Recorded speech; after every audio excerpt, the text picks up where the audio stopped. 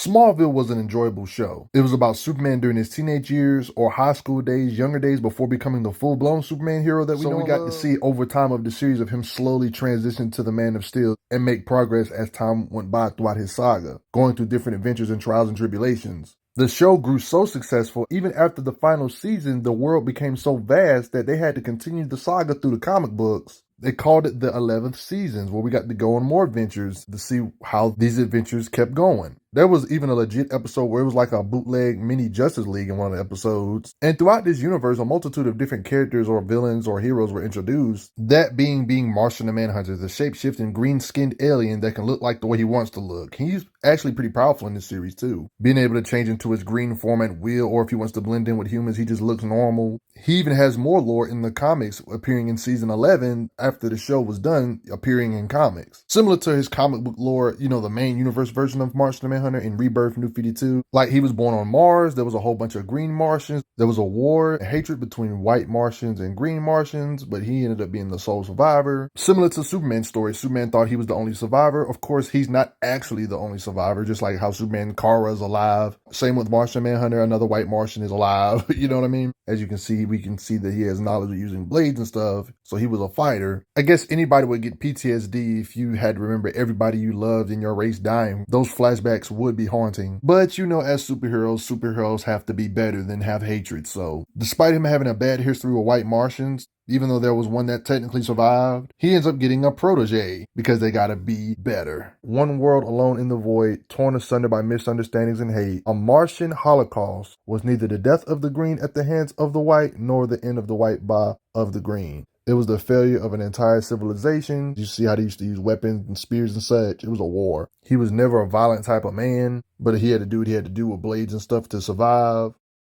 Believe it or not, Superman's father made a lot of appearances in Smallville, Jor-El, and it's crazy that Jor-El actually met up with Martian Manhunter, gave him a purpose again. Somebody from Krypton and somebody from Mars actually met to work together to remove criminals from his world. He would not only help remove criminals from his world, but from those across the cosmos. Like this being right here you see was played by Batista in live action. And Martian Manhunter in this universe kind of became like a bounty hunter hunting for criminals and stuff. People that got a price on their head. This is one of the many beings he had to take on that was ridiculously strong. I worked for Jor-El, bringing criminals to justice. When Krypton was on the verge of annihilation, he asked me to keep an eye out for you. Where have you been all these years? Watching from a distance. Like it's stated here, just like in Smallville, they show the scans of Clark growing up and evolving into Superman. He was Clark's protector, watching from a distance. But how strong is he? Well, just like his comic self, he's extremely versatile with a number of different things he can do. Not just super strength, which you're going to see a lot of that in this video as well, but you're already familiar with him being able to shapeshift, turn green. He can fly, float, and even fly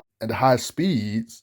You can usually tell when he's using his power. Like when you see him doing like this, just know that he's probably reading your mind or some crap. It's implied he can breathe in space, no issues. Like just like the show animates it when he goes invisible or intangible, he looks like this. The same effect happens when he goes intangible or when he feels like walking through surfaces or walls. He has a way better healing factor than normal people, to where even when he's damaged this bad, he can still continue fighting. In this universe, apparently he has to leave the Earth's atmosphere to heal really fast. He had like a legit injury here.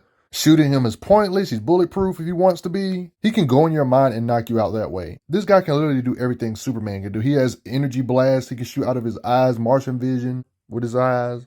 You can't keep a secret from him because he can just go in your mind and scan your mind to see any deep dark secret that you might have. He can do the same type of stuff to Batman when it comes to just paralyzing beings by going in your head. Somebody like Amanda Waller, he can erase her memory. This is important because she don't need to know all the information about Superman and stuff. Memory erasure comes in handy. Comic lore is the same stuff, scanning people's minds or beings' minds. The only limitation I can find when it comes to mind wiping or mind smacking folks is when they're fighting cosmic centric type beings. When he tries to invade their mind, those type of beings can resist him. But yeah, this is a cosmic type being, a monitor, so that's expected. Matter of fact, Martian Manhunter is one of those characters that if somebody asked me which character would I choose to be, he's one of those characters. He's a very high up there character on my list. Being able to shapeshift, change size, has almost every major crucial power you can think of. When it comes to just having a variety of abilities, he's the guy you go to.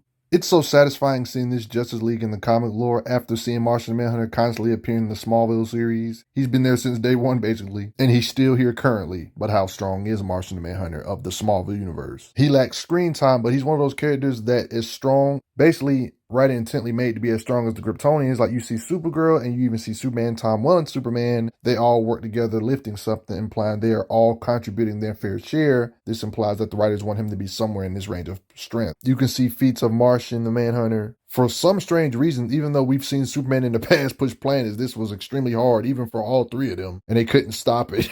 Yeah, make that make sense, people. You can get an idea of Martian Manhunter's strength in this universe by the White Martians, beings that are very similar to him, but different color, of course. We've seen Martian Manhunter in Smallville actually slugfested with these beings in his human camouflage. You see in comic lore him striking White Martian here, showing his super strength through his striking power. So you know you're this strong, you got to be able to hit hard, right? You can see Martian Manhunter right here helping out along with Superman fighting these beings, along with his protege, each of them holding their ground, him dodging attacks, blah, blah, blah. You can see feats of Martian, the Manhunter, ripping up this stuff along with Supergirl, along with the Kryptonians. Like when it comes to Superman or Clark, I've already said this, but he has made improvements. So there are versions of him throughout the seasons that are actually stronger than previous seasons versions of himself. But no matter which version we're talking about, even if we're talking about this one, Clark in general, Superman is just strong in this universe. Like it's no surprise that Martian Manhunter has super strength and can punch really hard. That's obvious, but when you can actually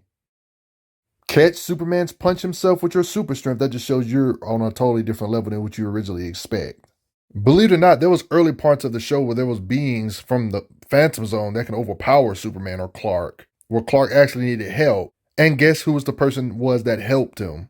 It was Martian the Manhunter. Like, yeah, Martian Manhunter did this. I mean, there's plenty of evidence that he should be on par with Clark. At this point in the series, he might actually be stronger than Clark because Clark is still kind of learning or whatever. He's not even full-blown Superman yet. But that being that was fighting Clark, it was apparently putting Clark's life in danger. It even stated that his life was in stake, implying that God could have possibly ended Clark without even kryptonite, and Martian Manhunter took him out. That's clear writing intent, or what power level the writers want him to be at. When you unleashed those phantoms, your life was at stake.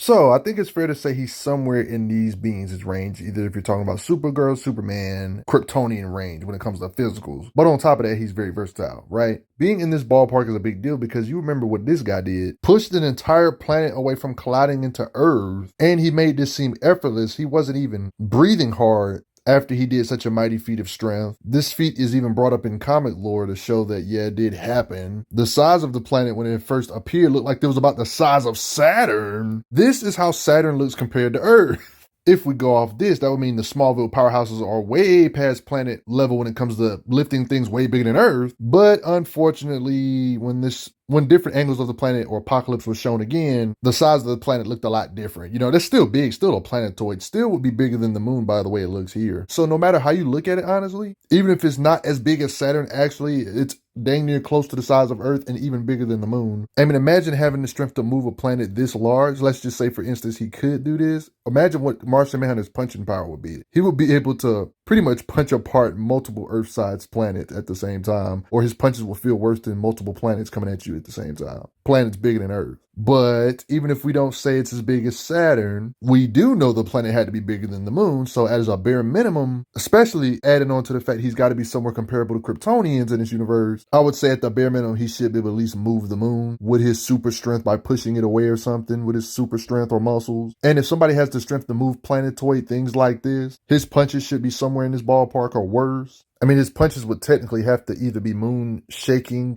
at least. One can say he easily has punches that feel like basically multiple continents splashing down on you. I look at it like this. Both these beings, Smallville, Supergirl, and Martian Manhunter, can do stuff like this. I don't see why Smallville would make it any different, really. I do think the safest bet when it comes to his punching power is saying he could either tremble the entire planet Earth or even crack the Earth with his incredible punches, because we've seen him use his super strength in punches and actually do damage with his punches, right? Whatever he can lift, his punches should feel similar or worse.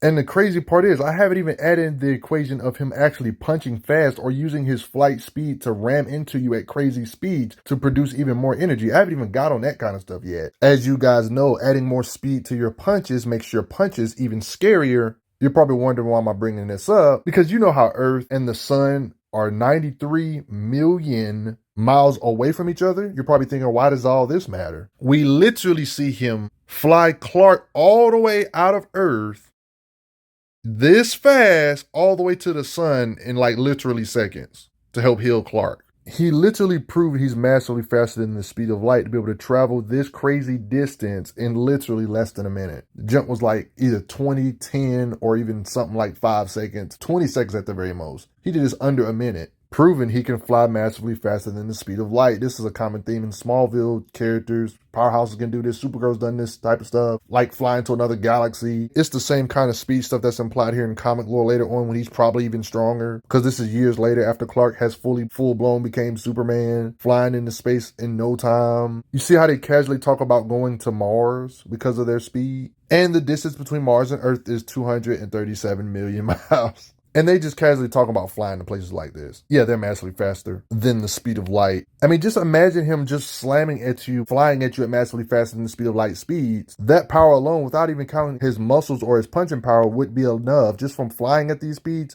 to crack the planet in half. I mean, how do you think he would have did against Smallville Doomsday? I want to hear your thoughts on that. I mean, I like the fact that there's different size moons, but it would be very flashy if we got an on-screen feat of Martian Manhunter having a feat of moving Earth's moon or something, or Pluto, punching Pluto, trembling Pluto, punching it out of the way or some crap. That would be cool to see, though. I mean, what are you supposed to do when somebody can go intangible if you throw batarangs at him? You can't even hit him, but he still has all this strength, right? But guys, that's just about going to do it. He's definitely one of the strongest Smallville fighters, aliens from Mars. He's a warrior. He's a beast. He got his own protege. Respect Martian. He's been looking out for Clark all these years. Clark didn't even know it.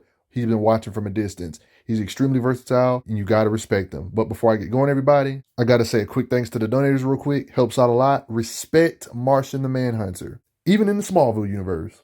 I'm glad you are enjoying your time on the channel. Make sure you check out the playlist on the channel to see other How Strong videos. If you like what this channel is offering, make sure you hit that subscribe button, and I will see you guys later.